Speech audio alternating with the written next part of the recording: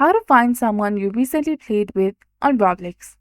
Hi guys, welcome back to our channel. In today's video, I'll show you how to find players you recently played with on Roblox.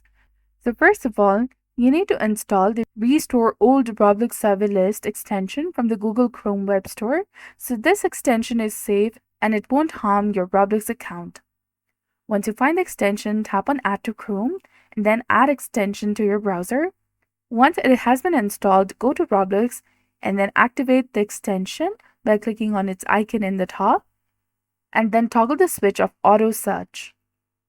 Next, go to the game that you played with the person and then click on this server tab, and if the server list initially appears as small boxes, wait for it to fully load. Then look for the server with the player that you want to rejoin, and you can identify them by their avatar. Click on their server to join them.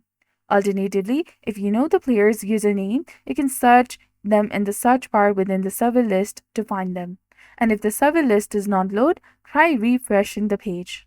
So I hope this helps. If you found this guide helpful, please like, share, and subscribe. Thanks for watching. See you in the next one.